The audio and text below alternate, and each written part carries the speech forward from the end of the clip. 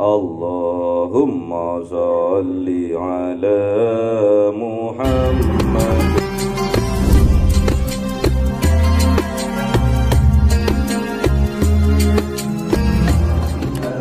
Ya Rabbi salli alaihi wasallim. Sallallahu Rabbuna ala nuril mubin Ahmad al-Mustafa Sayyidil Mursalin wa ala alihi wa sahbihi ajma'in walhamdulillahi rabbil alamin. Kalamun qadimun la yumallu sama'uhu tanazza'a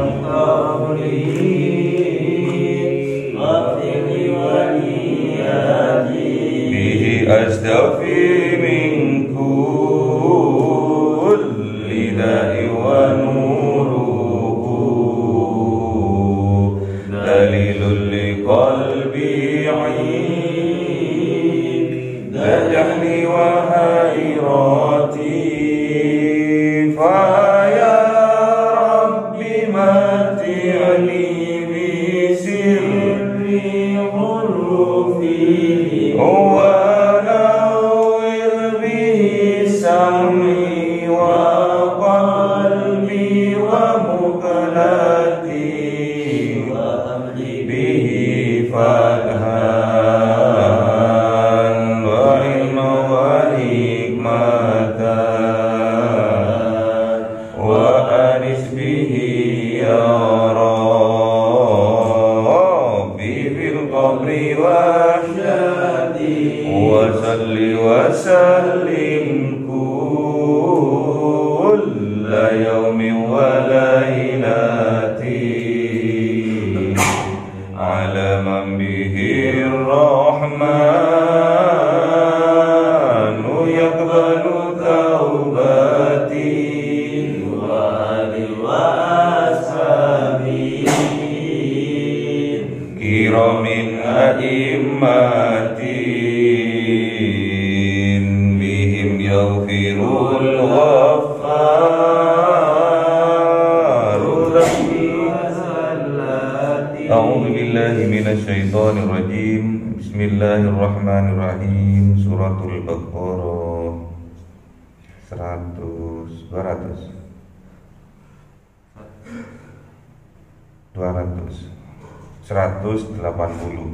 Ya, Mas.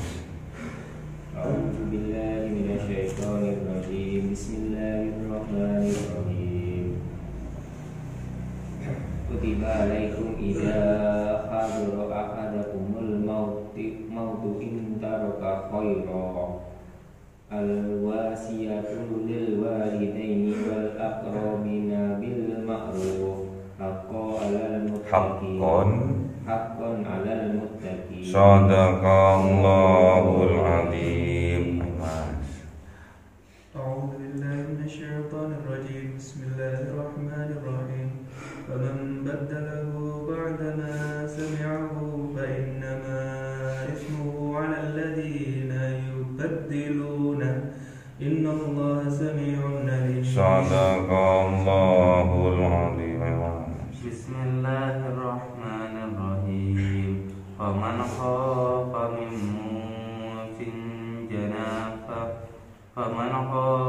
musin janafan aw isman fa aslaha bainahum fala isma alayhi innallaha ghafurur rahim. Shadaqallahul azim. Bismillahirrahmanirrahim. Kutiba alaikum, diwajibkan atas kalian. Kutiba itu uktub itu tulis atau dicatat. Ini catatan penting buat kalian, pelajaran penting buat kalian. Idza tatkala ketika hadara ahadukum, datang kepada seseorang di antara kalian, apa yang datang? Al-mautu, kematian. Jadi sampean ini yang masih hidup ini berproses menuju kematian. Semua yang hidup berproses menuju kematian. Kullu nafsin dha'iqatul maut. Dha'iqah itu proses menuju kematian. Setiap yang bernyawa berproses menuju kematian. Makanya kalau berproses gak usah cepet-cepet, santai-santai saja ya. Biar nggak terburu-buru mati. Nggak usah ke susu, mopi, air ya. Nggak boleh tersusu. Ke susu tuh nggak boleh. Susu itu kelakuannya setan. Santai-santai aja. Serius tapi santai. Santai tapi serius. Makanya akhirat itu harus lebih diutamakan ketimbang keduniaan ini. Ini remnya supaya sampai nggak terburu-buru mati. Walaupun sampai mati, tapi matinya jangan sampai lepas keimanan dari dalam dada. Wala tamutunna illa wa antum muslim. Jangan sampai. Kalau sampai udah siap untuk mati, udah loh nggak apa-apa. Tapi harus membawa Islam. Apabila datang kepada kalian, ini catatan penting. Catatan penting harus kita garis bawahi, atau kalau perlu stabilu, kalau perlu tulisannya ditebeli. Tatkala datang kepada kalian al-maut, in taraka khairan, sungguh tinggalkan kebaikan. Jadi harus punya nilai lebih. Amin. Tatkala kita mati harus punya nilai lebih, entah itu dari amal, entah itu dari harta. Kalau di sini khairan itu dimaknai harta, karena khairan itu artinya kebaikan. Jadi harta itu dimaknai baik, khair. Gimana keadaanmu? Khair. Gimana keadaan ekonomimu? Khair.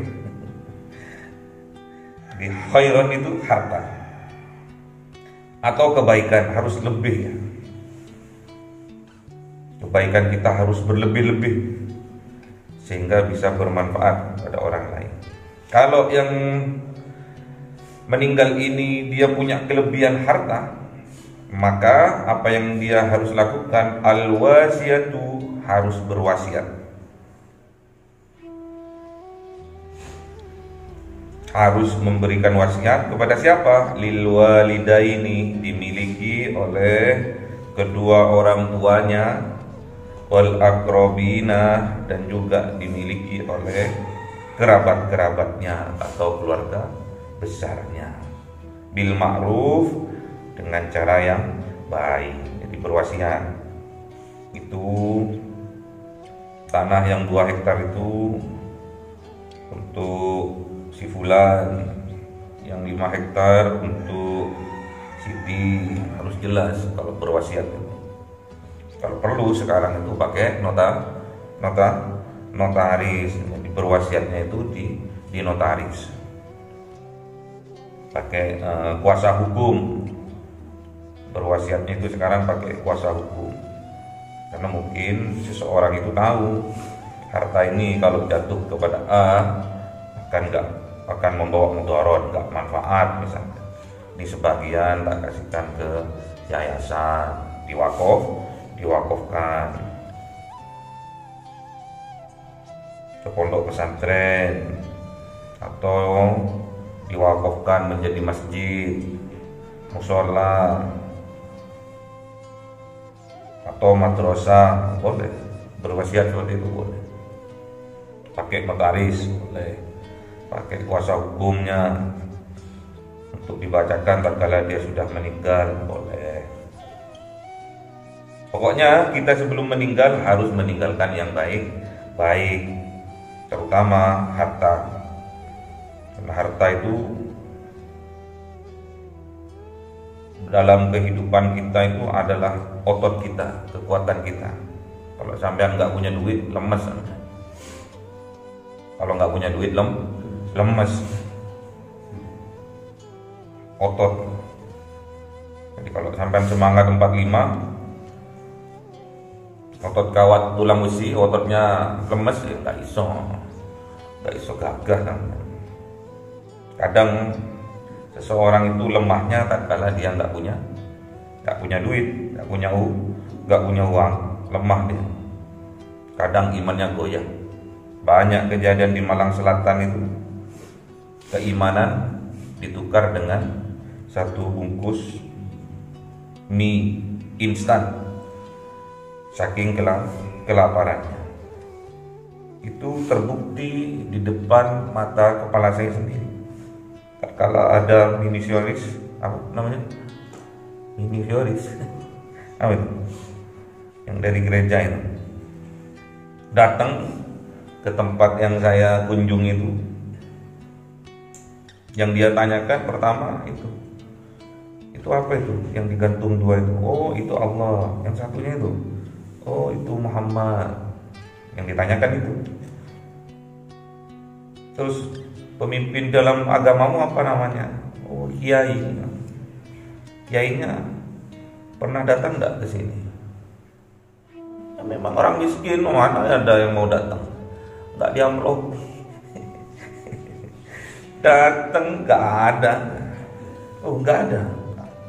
Kami diutus oleh Tuhan untuk datang ke sini untuk menyampaikan kasih sayang. Saya masih ingat ya. Pokoknya kasih sayang. Akhirnya bawa oleh-oleh. Besok suruh ambil sembako di gereja. Awalnya ditaruh di halamannya, habis itu ditaruh di teras, habis itu ditaruh di dalam. Akhirnya boleh lihat-lihat. Bagus ya gereja, luas, bagus, tinggi gitu. Akhirnya goyah udah kayak gimana. Habis itu dibaptis, habis itu masuk Kristen. Kalau kita nggak turun sebagai tokoh misalkan di dalam agama kita, ustadz, kiai, nggak turun terhadap masyarakat, terutama masyarakat yang miskin-miskin itu, banyak keimanan mereka yang tergadaikan atau terjual belikan. Makanya Malang Selatan tuh dulunya Muslim, tapi akhir-akhir tahun 90-an banyak yang masuk Kristen. Sekarang pemudanya sudah mulai bangkit lagi untuk menyasar lagi, untuk berdakwah lagi ke sana, untuk mengislamkan orang-orang yang sudah murtad masuk ke dalam agama lain.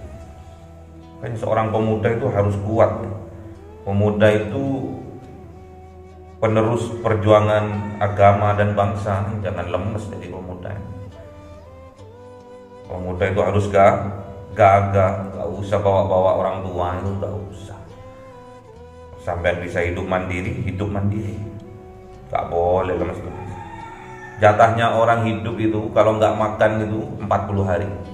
Kalau sampai nggak makan 40 hari itu baru bisa mati. Ada yang lebih 90 hari kadang nggak mati. Lihat daerah-daerah yang lain, pelosok-pelosok yang lain atau kota-kota yang lain sampai busung lapar, sampai perutnya itu buncit, bukan karena kenyang tapi karena mah akut, sampai mau meledak itu perutnya. Bersyukur sampean bisa makan 1 kali sehari itu luar biasa udah. Nggak makan 40 hari sampai masih hidup, apalagi minum hidup sampai. Jadi jangan sampai jadi seorang pemuda, karena pemuda sekarang itu besok ujiannya, besok yang akan dihadapi jauh lebih berat daripada kita yang sekarang. Makanya sampai seorang pemuda harus tangguh, nggak boleh dididik orang tuanya dibawa-bawa, enggak. Ini loh bapakku, ini loh ibuku, jadi ibu menteri, nggak boleh, harus mandiri, harus gagah jadi seorang pemuda. Laisal fata mayyaqulu, laisal fata mayyaqulu kana abi. Pantang seorang pemuda itu berkata, ini loh bapakku, bukan seorang pemuda yang kayak gitu. Walakinnal fata mayyaqulu ha anadar. Ini loh aku bisa mandiri, ini loh aku bisa menghidupi diriku sendiri, ini loh aku, ayahku hafal Quran, aku juga hafal Quran. Ini loh aku, ayahku tahajud 4 salam, aku loh bisa 6 salam. Itu seorang pemuda itu. Jangan yang dibicarakan bapaknya, kakeknya, buyutnya, dianya sendiri nol, nggak pernah beribadah belas, cuma dibawa-bawa kakek buyutnya. Kakekku dulu, kakekku dulu, kakekku dulu, kakekmu kenapa?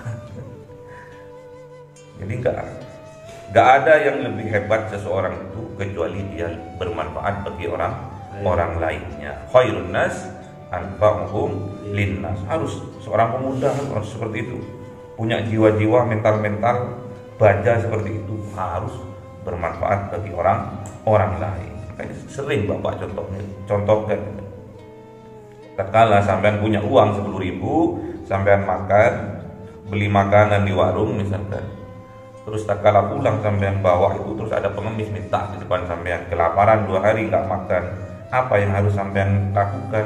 Tanpa harus berpikir panjang, kasihkan itu makanan.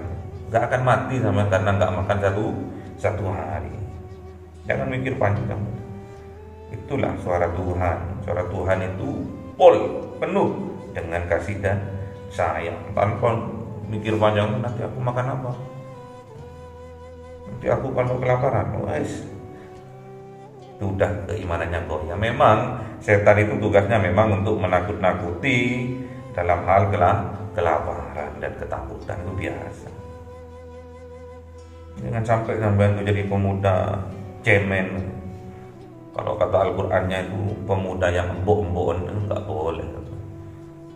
Mental itu harus kuat, enggak boleh lemah. Harus mandiri. Enggak akan mati karena enggak makan satu hari. 40 hari lah jatahnya sampai itu enggak makan.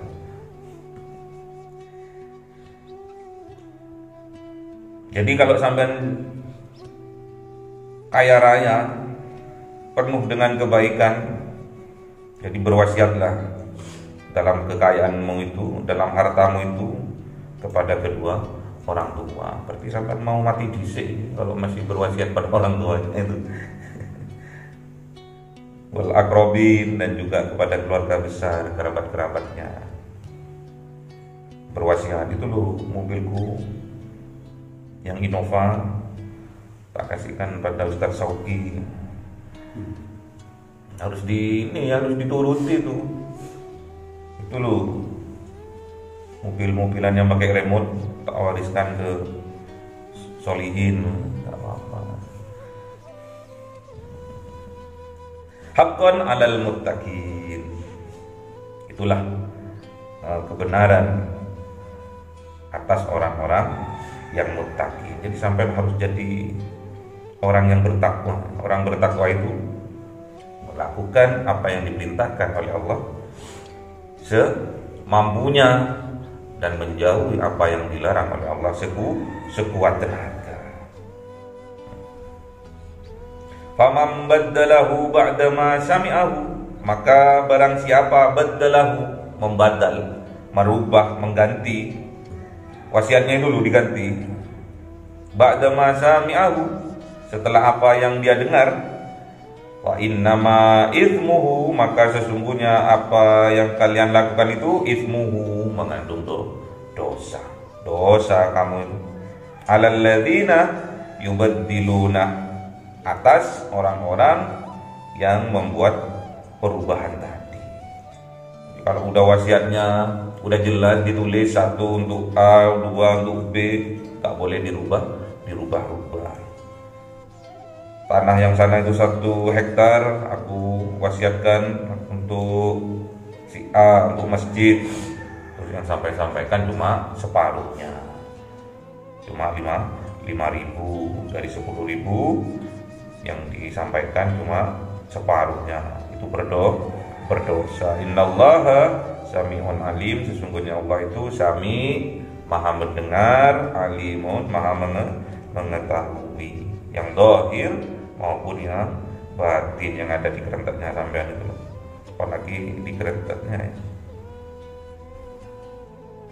Jadi nggak boleh kita itu merubah-rubah wasiat yang sudah tertulis.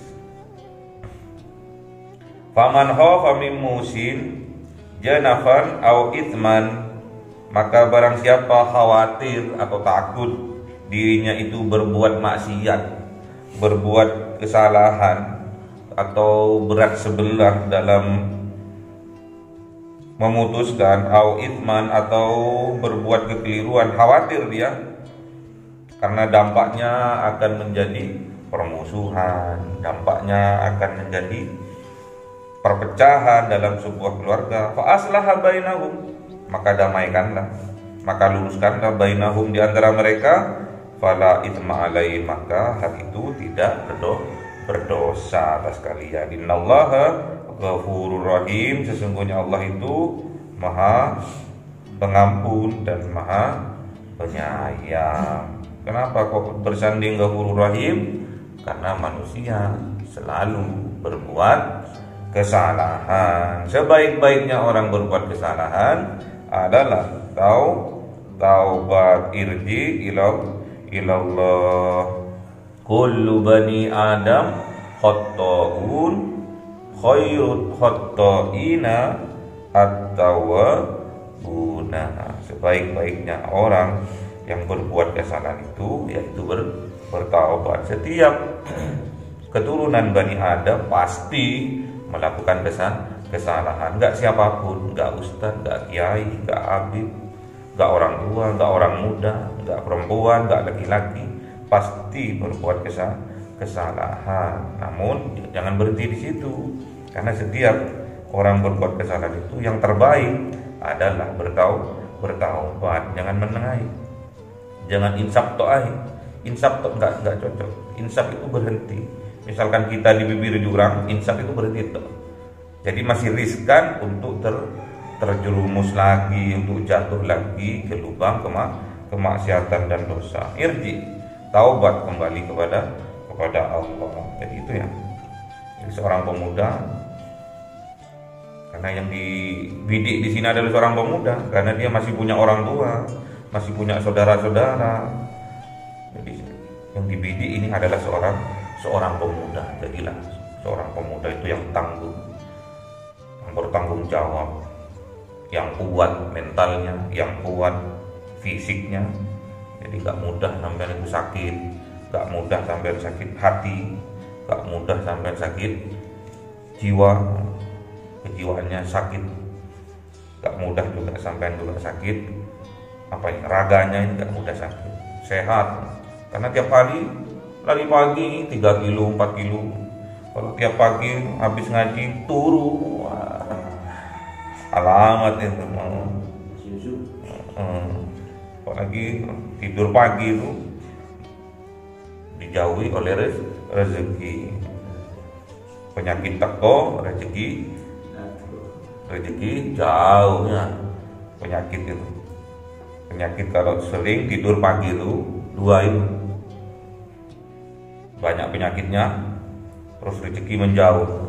Makanya nggak boleh tidur pagi, nggak boleh lari pagi, nggak ada tidur pagi itu. Sampai harus sehat rohani dan jasmani. Jadilah seorang pemuda yang tangguh tanpa harus membawa-bawa nama besar keluarga. Jadilah seorang yang sukses. Jadilah seorang pemuda yang bertakwa. Jadilah seorang pemuda harapan di masa depan, harapan agama dan juga negara. Allahumma rahamna bil waj'alhu lana imama wa nura wa huda wa Allahumma dzakirna minhu ma nasina wa 'allimna minhu ma jahilna warzuqna tilawatahu ana al-laili wa atrafan nahar waj'alhu lana hujjatan ya